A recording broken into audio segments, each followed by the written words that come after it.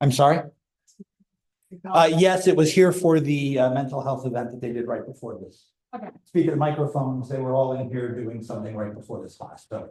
Okay, cool. Just I'm gotta assuming- verify my insanity. You have some of that? I haven't had any in years. I want to continue with where we were on Wednesday. We looked at sequences, but there's another piece to this. Instead of just looking at a list of numbers, we can look at their total. A series is a summation.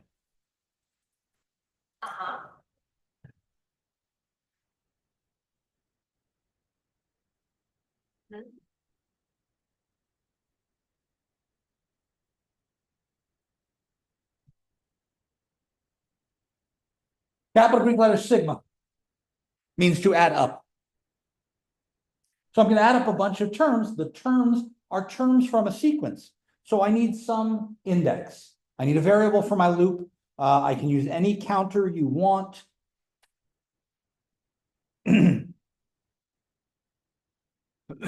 This means add the numbers A1 plus A2 plus A3 all the way up to AN.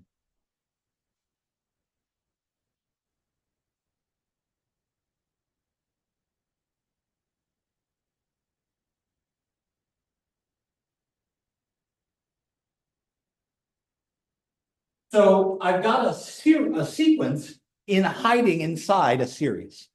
Our lower limit of summation.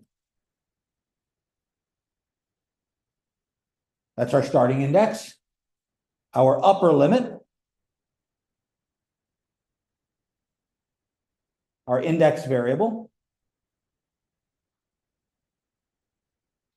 And our term. The things we are adding.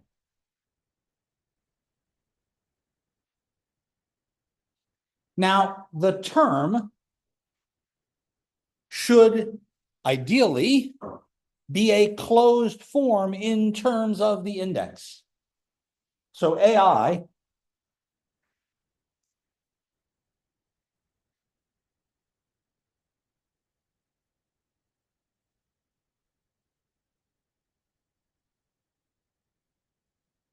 should somehow relate to I.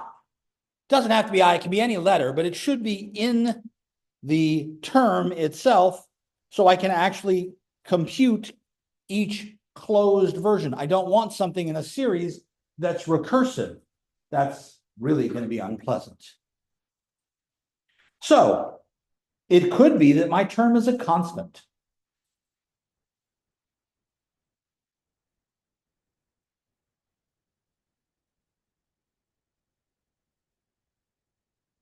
So that's 2 plus 2 plus 2 plus 2, 10 times.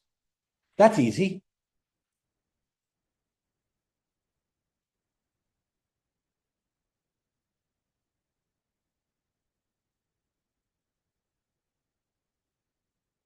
But in the same vein, I could ask,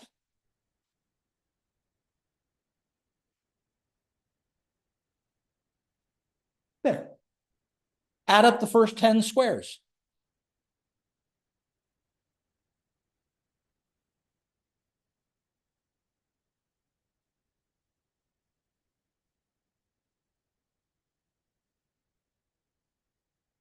Y'all own a calculator? What is this number?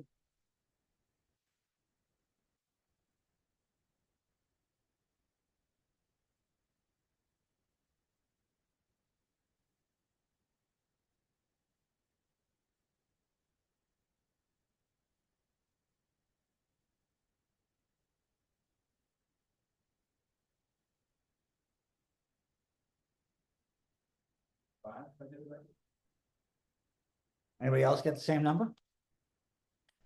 Anybody else actually do the work? Got another 385? Okay, I'll run with it. But clearly,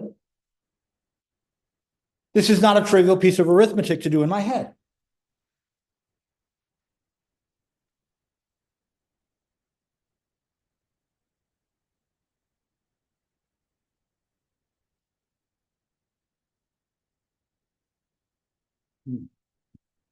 Bleh. the sum from 1 to 100 of the sum of the reciprocals, 1 over j. J goes from 1 to 100. That's disgusting. But we have the technology. Allow me to show you something very nice in the graphing calculator. There's a button on the leftmost row here, third down under this green button says math. There's a lot of math there. There are several headings of math there. See that little arrow next to the 7? That means this list keeps going. Look at option 10.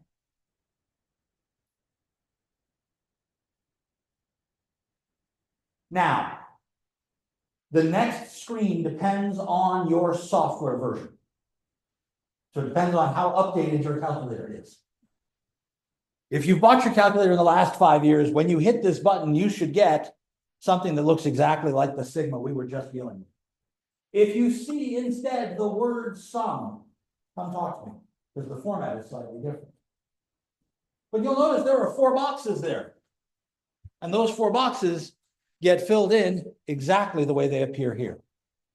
So I can put in any letter for my index. I was using J, so I hit the alphabet key, this green button here, alpha. J is floating here above the comma.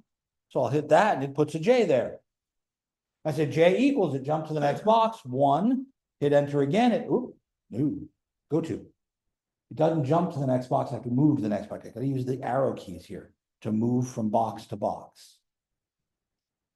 So J goes from 1, 2, I hit the up arrow, I'm at the top box, 100. Go over to the term, 1 over J. And it'll add all this stuff up for me. Took a minute, but there you go.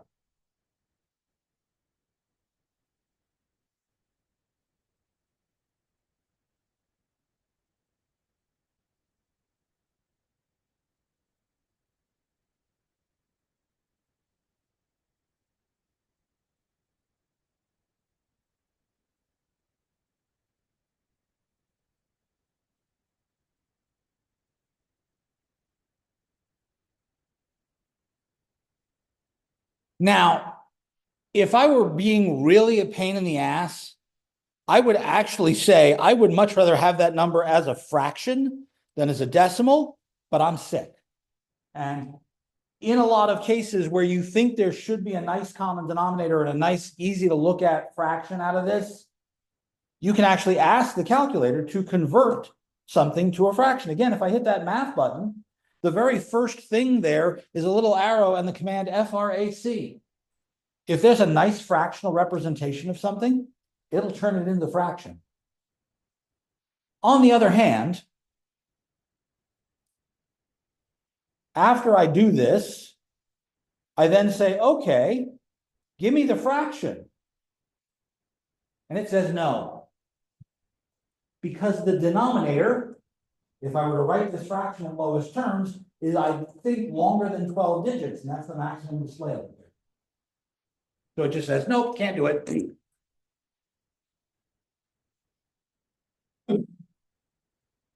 Questions?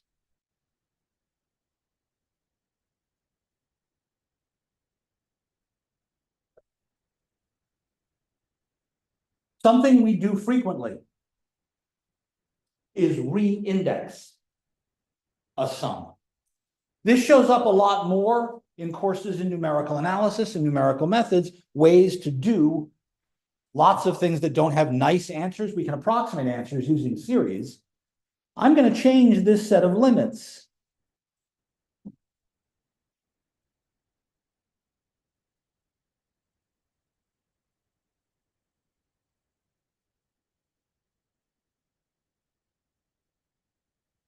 But that's the exact same total, isn't it? Instead of starting at 1, I start at 0, but it starts with 1 over 1. And then 1 over 2. So really what I did is a substitution. I said, oh, I'm going to let K be J minus 1. That changed the limits down by 1. But if that's true, then J is really K plus 1, and that's the change I made here. We do this often to try and make sure that our series have indices in common. So if I have one series that starts and goes from 0 to something, and another series that starts and goes from 3 to something, that's going to be an awkward thing to try and combine. It's much easier if they both go from 0 to something or from 3 to something. So frequently I will rearrange indices to get series to be common in that fashion. It's not all the time, but we do see it occasionally. Questions?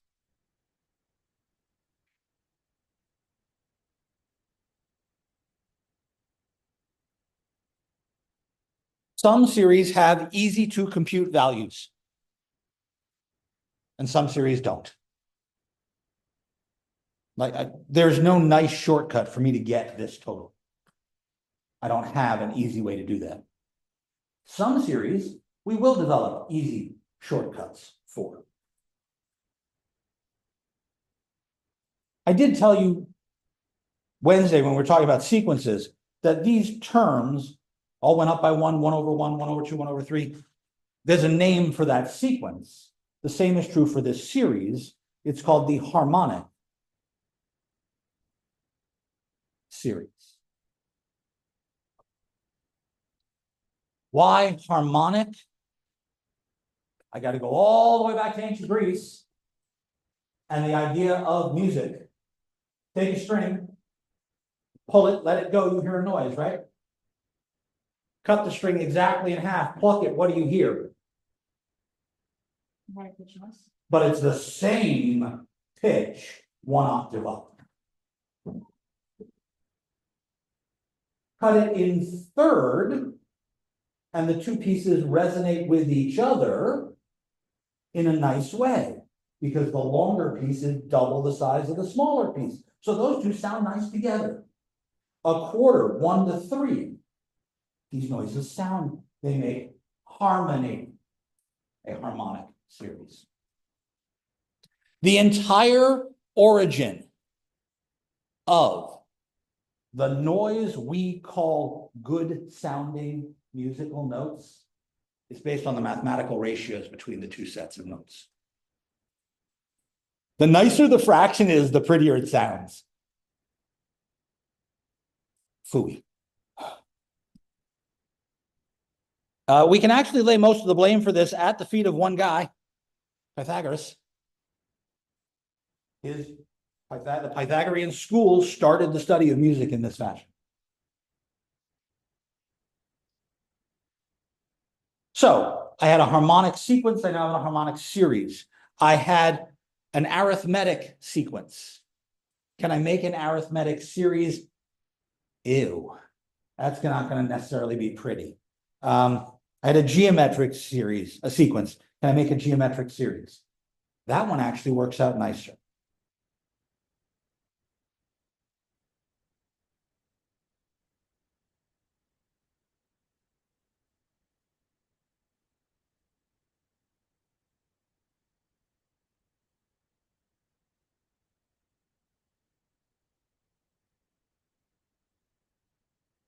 Not infinity, n.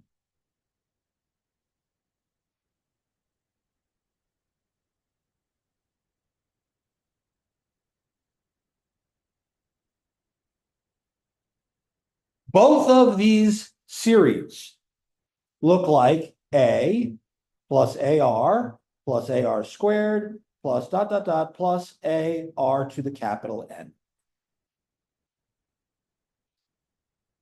This one, its index starts at 0, so there are no R's. This one, the index starts at 1, but then I take R to the 1 minus 1, there are no R's. So depending on which way you index, you either get K minus 1 or just K at the top there.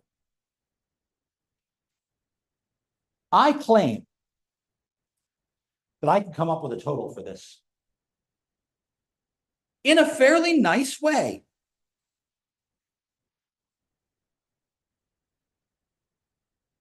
But it depends on the value of R.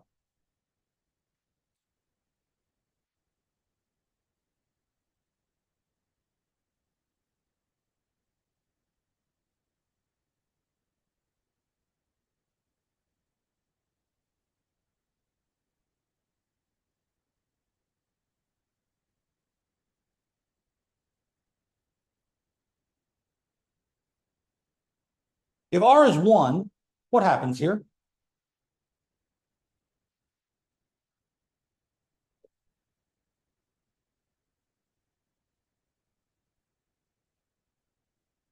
Because 1 raised to any power is just 1. So I'm adding A over and over and over and over again. How many copies of A will I have?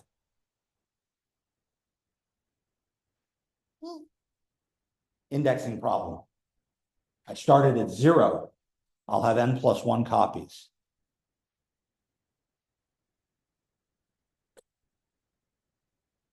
Sometimes referred to as the fence post problem. I have to remember the start and the end. To get 5 sections of fence, I need 6 posts. Okay, that's what happens if R equals 1. What if R isn't?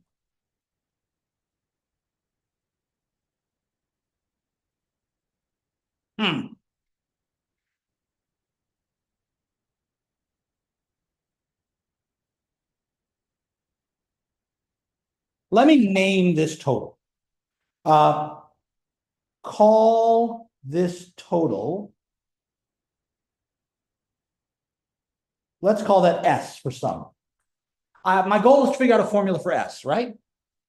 I'm going to figure out this formula for S.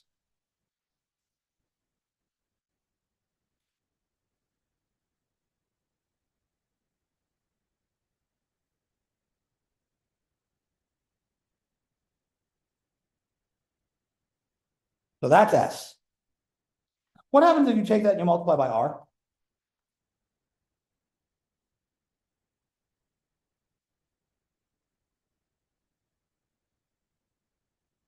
You'll get one more R on each term, right? You'll get an extra R here and an extra R here and an extra R here and an extra R here. So I end up with AR squared, AR cubed, and I end at AR to the capital N plus 1. Hey, wait a minute. Right before that, there should be an AR to the N, right? From whatever was here. Everything moved over 1 spot.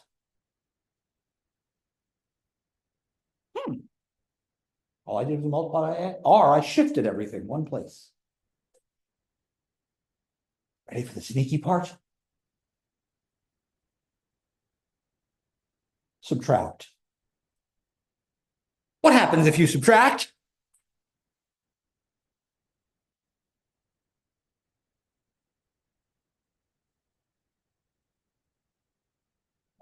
ARN plus 1.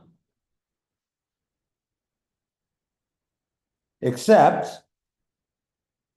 here, Plus.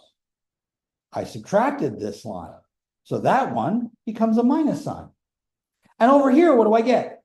I get S minus RS. Okay, wait a second.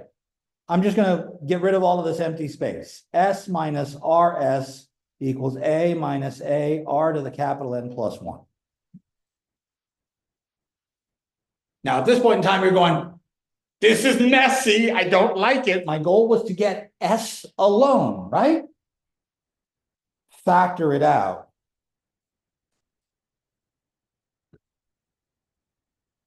On the other side, on the right-hand side, I have an A that I can factor out. But if I want to get S all alone, R is not 1. That means the thing inside this set of parentheses is not 0. I'm allowed to divide by stuff as long as I'm not dividing by 0.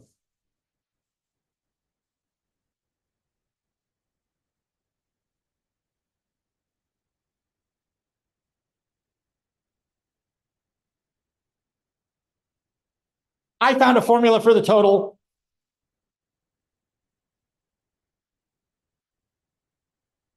It worked. Whenever I have a geometric series of finite, 0 to n, I have its total.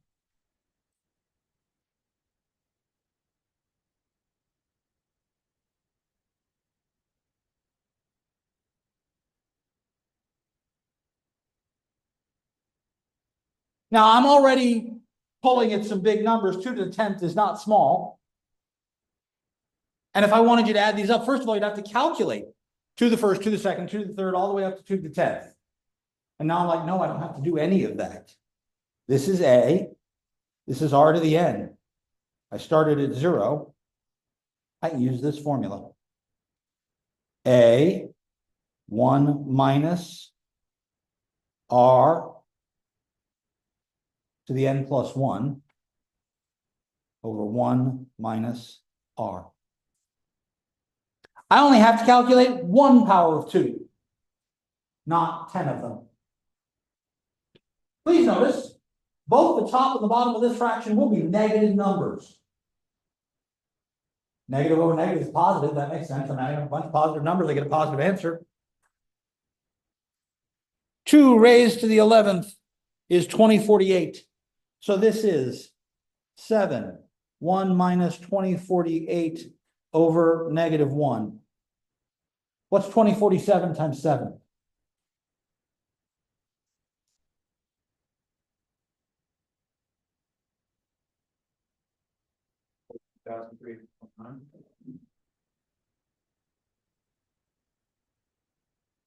We should check. Did I get this right? Or am I blowing smoke in your ear? How do I check that I did this right? I can do the summation on here. Math. Option 0 was summation. J goes from 0 to 10. 7 times 2 raised to the J. 14,329.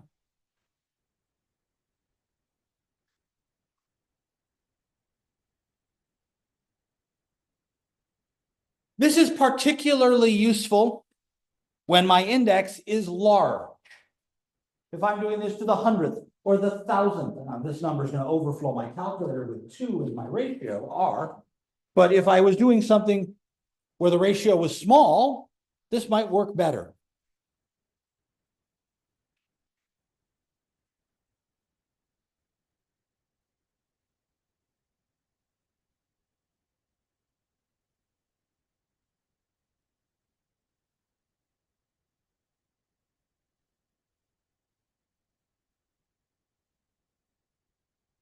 Now, I've added a twist.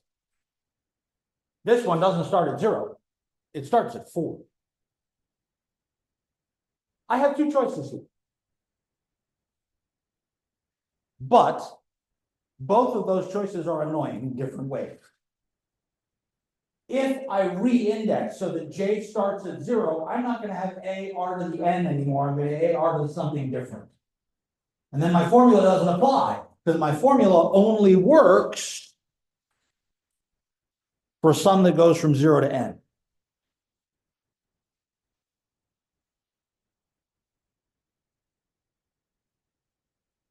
So I have an algebra trick here. A trick I learned in algebra class a long time ago. I'm going to add and subtract the same thing, so it cancels out.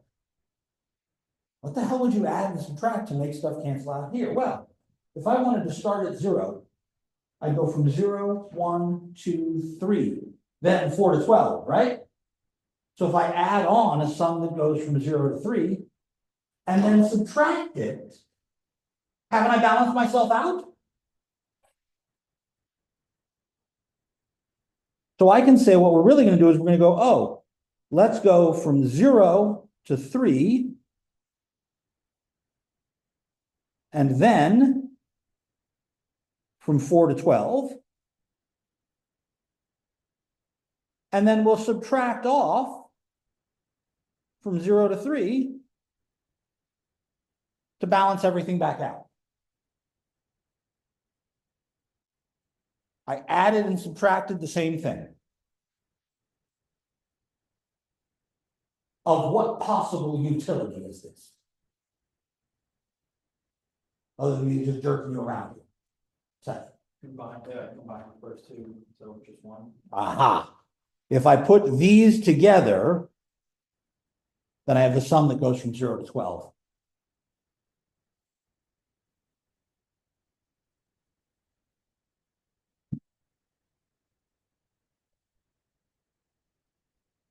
And then here I have the sum that goes from 0 to 3. My formula now applies to both of these. 0 to 12, I can use the formula there. That's A 1 minus R to the n plus 1 over 1 minus R. And then this is A 1 minus R to the n plus 1 over 1 minus R.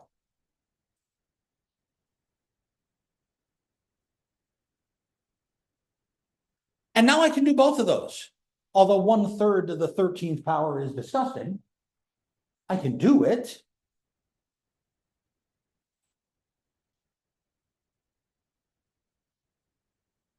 One minus, parentheses, 1 over 3 raised to the 13th power.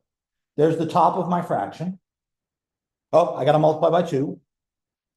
And then I have to divide by 2/3. Put parentheses around that. This is the first fraction. 2.999981118. Now do the same calculation sequence over here. Oh, I wrote A. 2. A is 2. Whoops. I said A. Meant to write the number. Let's do the same calculation over here. 1 minus parentheses 1/3 to the 4th. Multiply by 2. Divide by 2/3.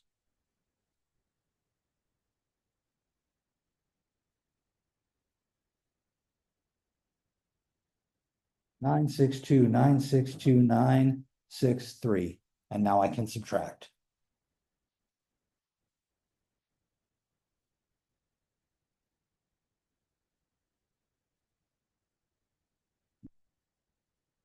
Zero point 0.037035155.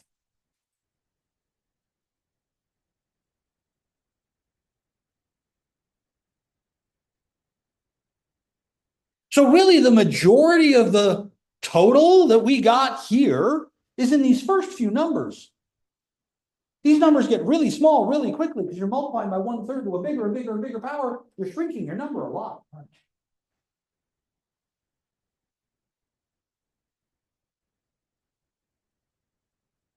Questions?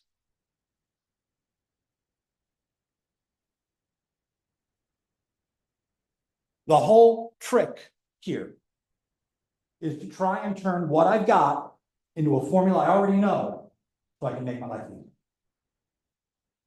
Right now, I know how to add up two kinds of things. I know how to add up constants with a shortcut. I know how to add up geometric things with a shortcut.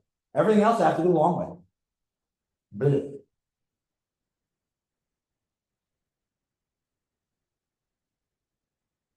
Questions?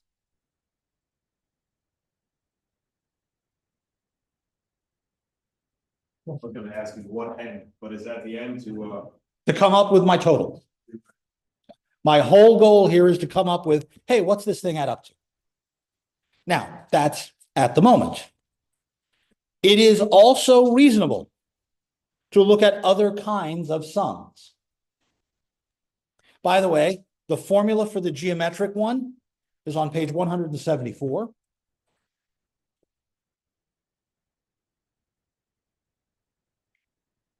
But there's a list of other sums here.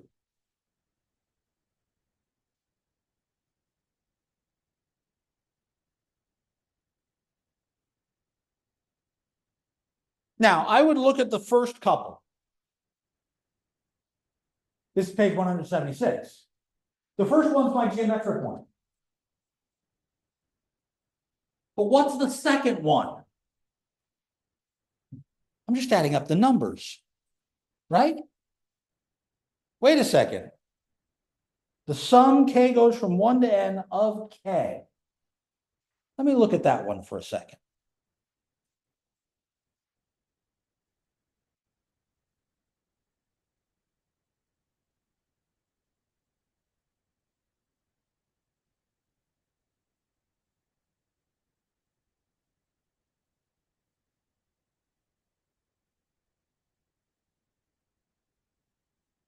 Actually, I'm gonna put an n minus 2 here.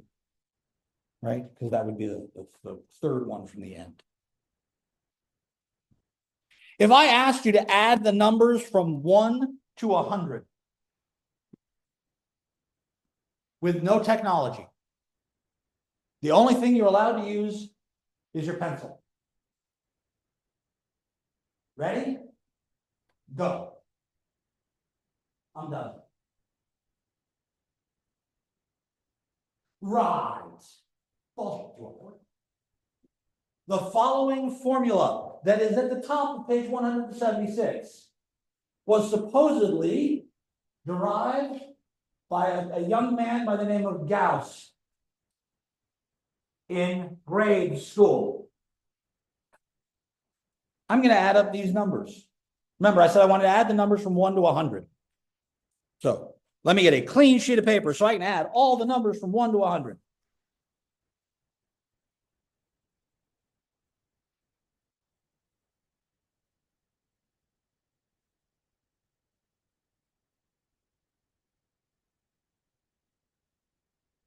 And he says, hey, wait a minute. If I take these two numbers, they add up to 101. If I take these two numbers, they add up to 101. What about those two numbers?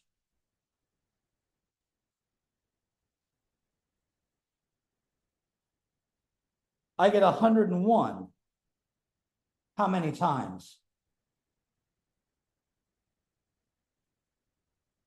I paired up my numbers, didn't I?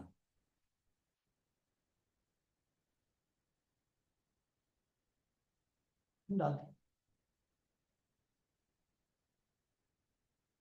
Go back to the other version, the one that's written in the general terms at the top there. I have 1 and 2 and 3 and n minus 2 and n minus 1 and n, right?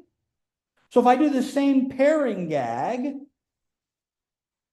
those totals all add up to the same thing. They all add up to n plus 1. How many pairs do I have? I have n over 2 pairs. So the total is n times n plus 1 over 2.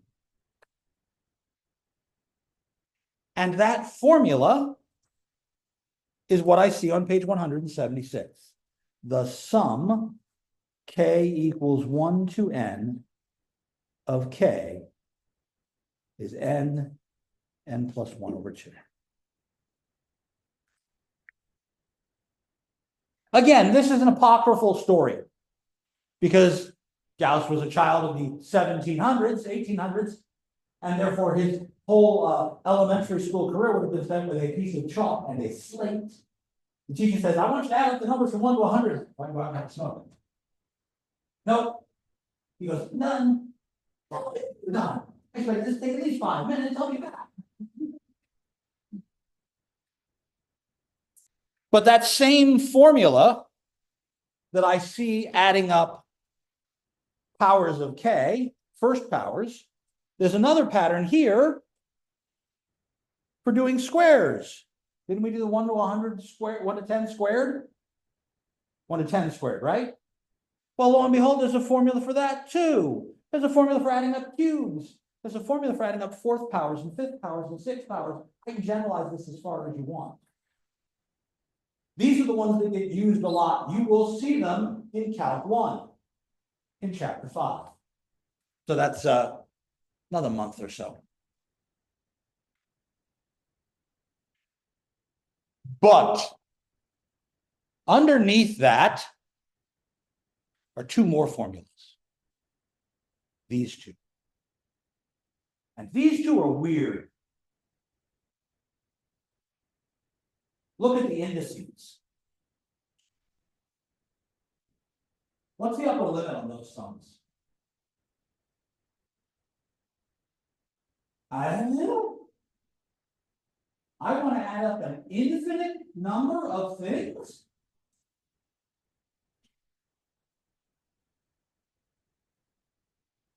Yes. but I'm gonna use the idea from calculus of a limit. In order for me to say that this total has meaning as we go off to infinity, I have to say, oh, well, if you take the first 1,000, you get a number. You take the first 100,000, you get a number. You take the first 1,000,000, you get a number. And those numbers get closer to some particular thing. So if I do the sum from 0 to n, and then I let n go to infinity, chapter 2, section 5, horizontal asymptotes, I can think about the limit as meaning something. My favorite version of this, and one of the reasons that I think sequences are so powerful,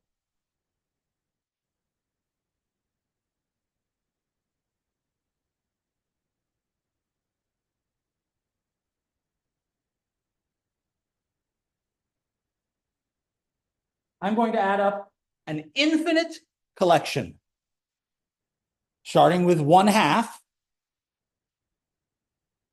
and then a quarter, and then an eighth, and then a 16th, and then a 32nd. Keep going. I claim this makes sense. I'll go you one better. Total is 1.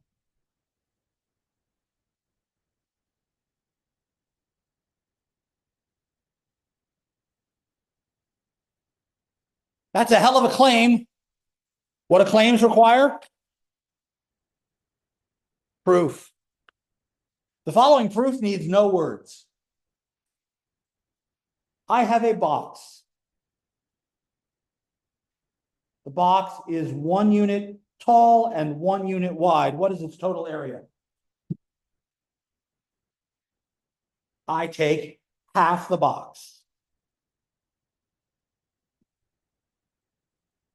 I then add a quarter. I then add an eighth, a 16th,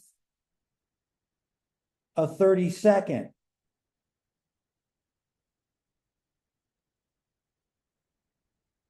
What happens as I keep going and going, like the little energizer mathematician that I am? You keep getting closer to 1, but never actually getting. So the limit as I go to infinity will be 1. It would be nice if I did a proof that was actually algebraic instead of geometric, but to do such a thing requires me to actually find a closed form for the sum. I can do that for finite sums. So I would have to take the limit from 1 to capital N and find a version for that, and then write that as a function. We'll do that in calculus.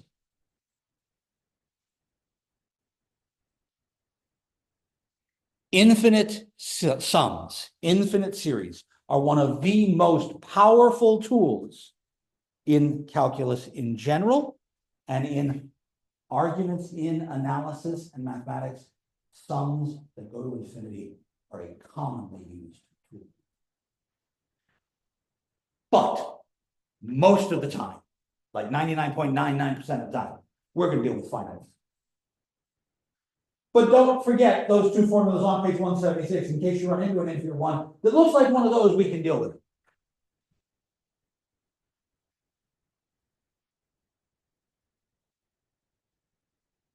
Questions?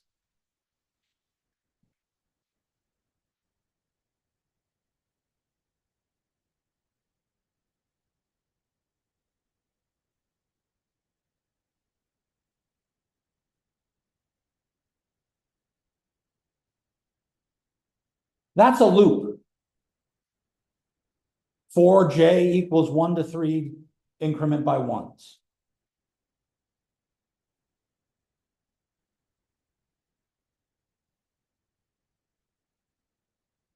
So what the hell is that?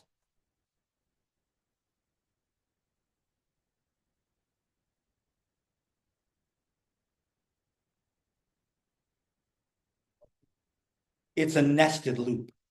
It's one loop inside another. So how do I actually figure out this total? I go through the loop outside to inside. So outside, it says I equals 1. Well, then I'm going to have j equals 1, 2, 3. Then I'm going to get I equals 2, j equals 1, 2, 3. Then I'm going to get I equals 3, j equals 1, 2, 3. Then I'm going to get I equals 4, j equals 1, 2, 3. And then I will have stepped through all of the options available to me. Now, fortunately for me, I can actually write this entire one out. There are only 12 pieces here. So I could write out all the entries in this sum. I can say, oh, j goes from 1 to 3 when I is 1. So I have 1 times 1 plus 1 times 2 plus 1 times 3. That's when I equals 1. And then I is 2. So I get 2 times 1 and 2 times 2 and 2 times 3. But that's added on because I'm adding here. And then I have j is 3. Sorry, I is 3.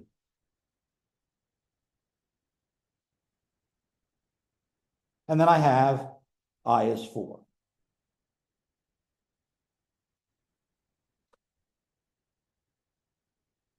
Now, in this case,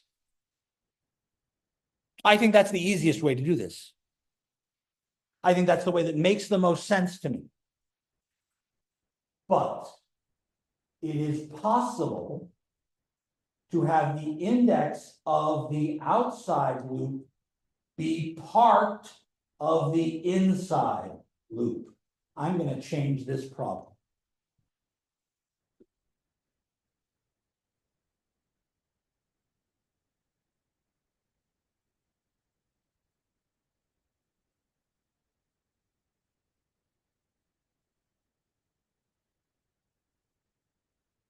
See the change?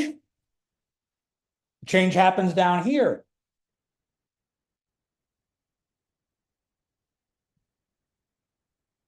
This means that the start of my inside loop changes each time. So when I start with I equals 1, then j is 1, 2, 3, 4, 5. But when I get to I equals 2, j starts at 2. When I get to I equals 3, j starts at 3. When I get to I equals 4,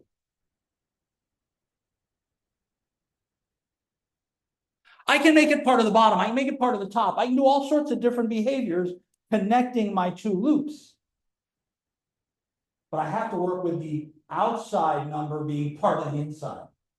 I have to pass variables in, not out. So I couldn't have a j here. I can only have i's here. You can nest as deep as you want. You want to do 3, 4, 5 nested loops, go for it. I don't know why you would at the moment. At the moment. Questions?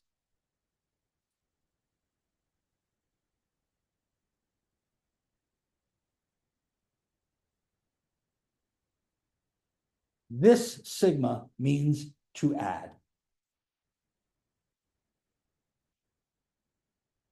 This symbol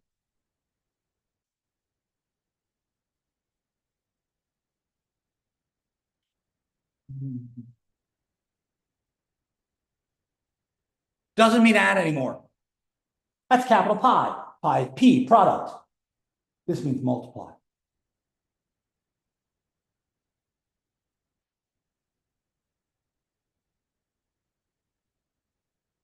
And there are whole rules for doing giant products like we do giant sums.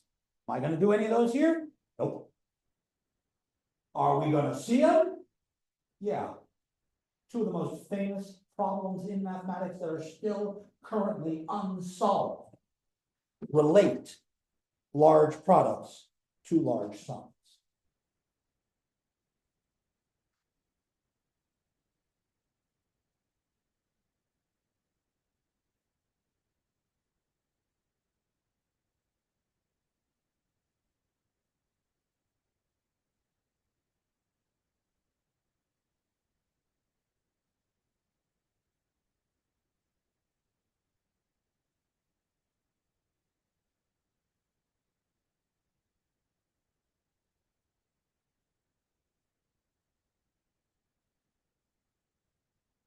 This problem, we did 1 over n. That was our harmonic one, right? 1 over 1, 1 over 2, 1 over 3. Well, now I raise it to a power. But that power has to be prime. Turns out there's a way to turn this problem written as a sum into a different problem written as a product. But then the product turns out to have a different index. Instead of going from 1 to infinity, the product is indexed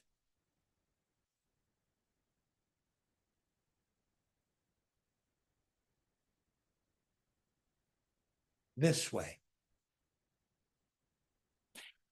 I'm not going through a loop anymore, am I? Well, yes, I still am, but my loop doesn't go up by 1. Now my loop starts with 2, then 3, then 5, then 7, then I have to index differently. We can do this. There's no requirement that my index be a set of numbers in order. For those of you who are interested,